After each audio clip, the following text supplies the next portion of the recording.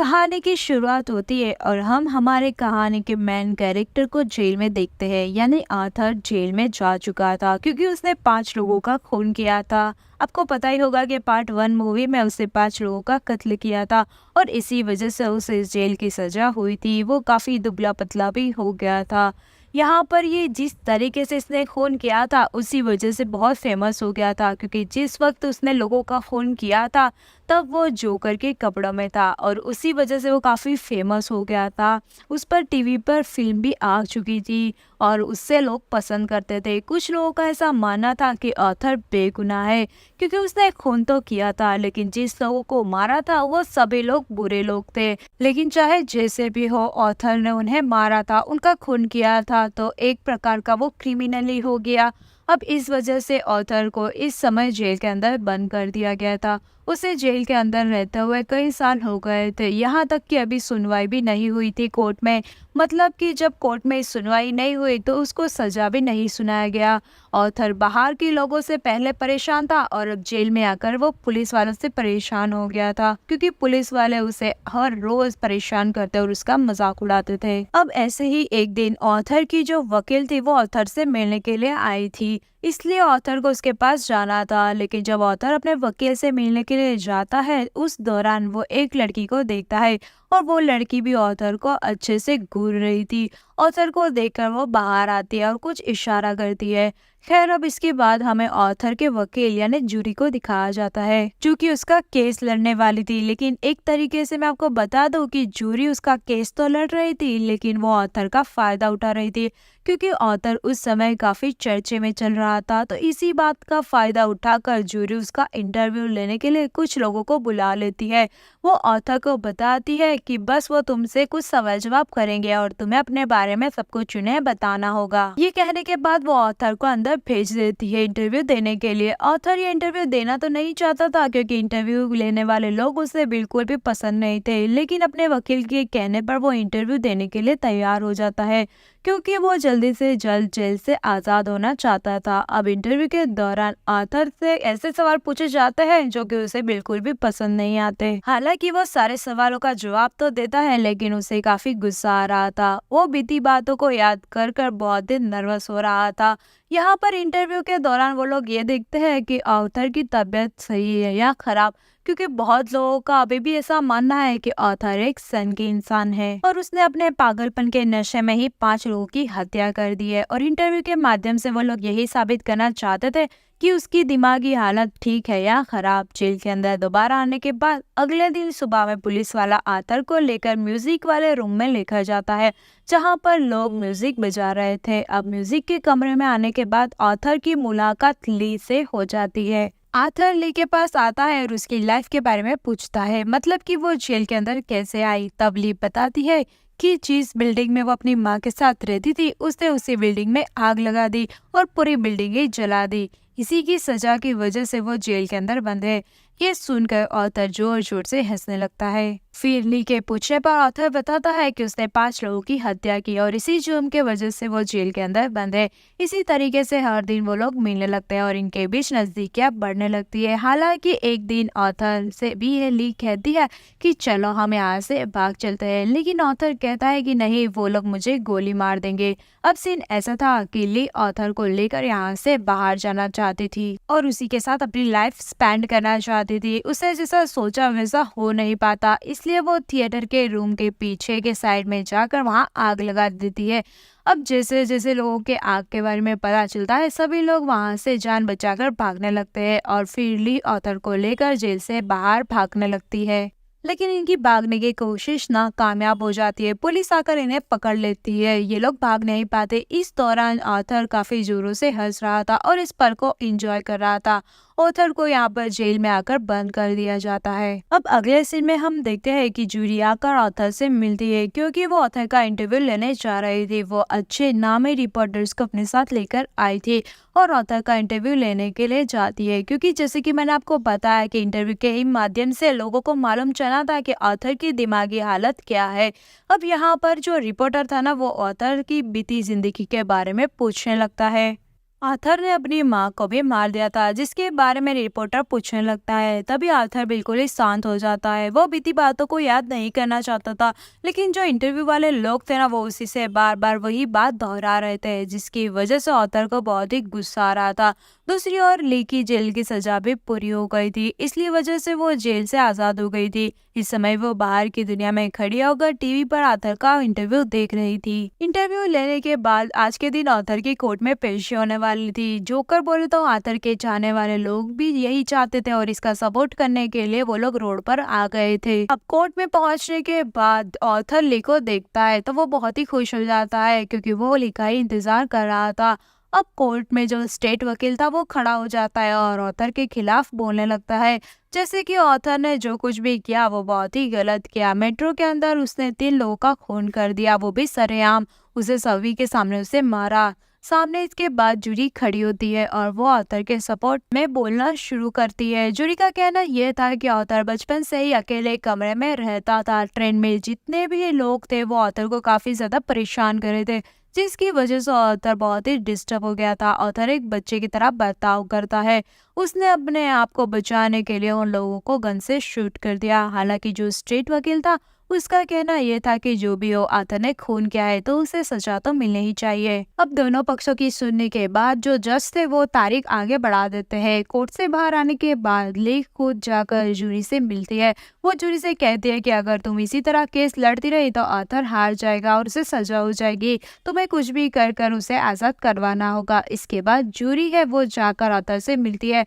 वो ली के बारे में उसे पूछती है। ऑथर कहता है कि वो बहुत ही अच्छी लड़की है और मैं उस पर विश्वास करता हूँ और उसे प्यार भी करता हूँ। जिसके बाद जूरी कहती है कि वो तुम्हें धोखा दे रही है, तुम इसके बारे में कुछ भी नहीं जानते। जैसे कि उसने अपनी कहानी बताई कि उसने आग लगा दी थी, ये सब ही झूठ है। उसके पिता तो एक डॉक्टर है, उसकी माँ तो अभी भी जिंदा है। यहाँ पर ऑथर को मालूम चलता है कि ली है वो पैसे देकर जानबूझकर जेल के अंदर आती है ताकि वो ऑथर से मिल सके। अब कुछ दिनों के बाद जब ली ऑथर से जेल में मिलने के लिए आती है तब ऑथर इन सब के बारे में उससे पूछता है, जिसके बाद ली कहती है कि हाँ, तुम बिल्कुल सही कह रहे हो, मेरे माता पिता जिंदा है।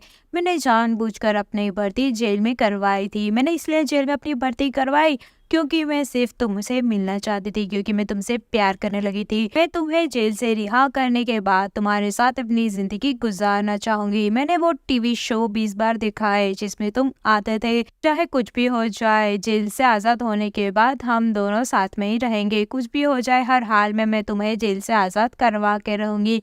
अब धीरे धीरे वो तारीख आ जाती है जिस दिन ऑथर की पेशी कोर्ट में थी। इस बार कोर्ट में हम केटी नामक एक लड़की को देख पाते हैं, जो कि ऑथर के खिलाफ गवाही देने के लिए कोर्ट के अंदर आई थी। दरअसल ये लड़की और कोई नहीं बल्कि ऑथर की पड़ोसन थी। वो ऑथर की माँ से बात करती थी, उनसे मुलाकात करती थी।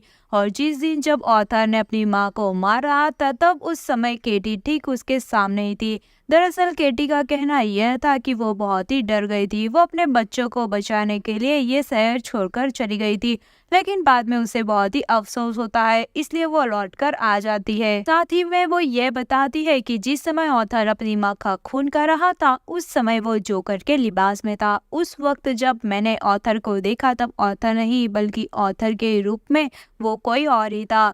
मेरा ये कहना था कि ऑथर ने ये सारा खून नहीं किया है, बल्कि आर्थर के अंदर जो छुपा हुआ जोकर है वही ये सारा खून कर रहा है। ये सुनने के बाद आर्थर का दिमाग खराब हो जाता है। वो खड़ा होकर कोर्ट में चिल्लाने लगता है और जज से कहता है कि मैं अपना केस खुद ही लड़ना चाहता हूँ, मुझे किसी भी वकील की जरूरत नहीं है। ये कहने के बाद वो जूरी को छोड़कर यहाँ से चला जाता है। अब एक प्रकार से ली की नज़र में जोकर का मतलब यानी कि आर्थर बहुत ही अच्छा काम किया था।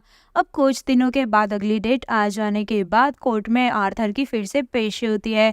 आर्थर के अंदर की आवाज सुनने के लिए बाहर उसके कई चाहने वाले मौजूद थे। अब अगला सीन हमें कोर्ट का दिखाया जाता है, जहाँ पर आर्थर मौजूद था। वो जोकर के रूप में वहाँ पर आया था और अपने साथ गैरी को भी ढूंढ कर लाया था ताकि गैरी खुद बताए कि आर्थर कैसा इंसान है और वो जोकर बनने के बाद कैसा बच जाता है।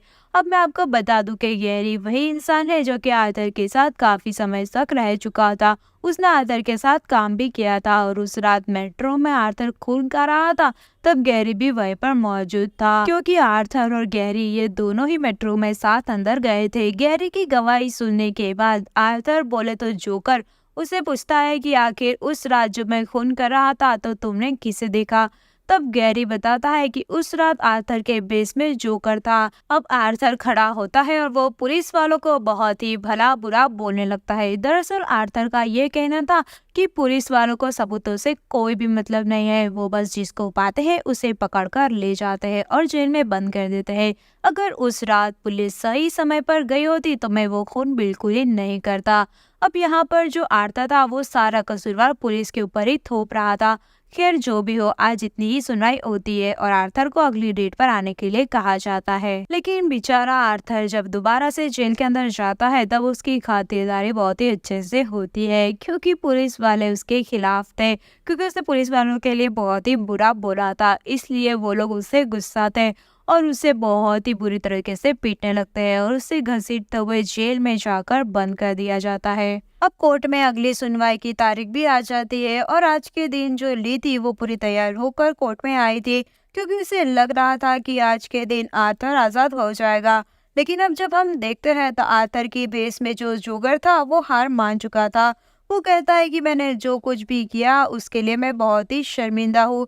ये सुनकर जो ली थी और उसके साथी थे वो सब बाहर चले जाते हैं, क्योंकि वो नहीं चाहते थे कि जोकर कोर्ट के सामने आकर ये सब भाषण सुनाए। अब जैसे ही जोकर अपनी गलती खुद कबूल कर लिया था तो उसे सजा सुनाने की बारी भी थी और केस खत्म हो जाता है। आर्थर अपने असली रूप में आ जाता है और कोर्ट के अंदर खड़े होकर जोर जोर से हंसने लगता है।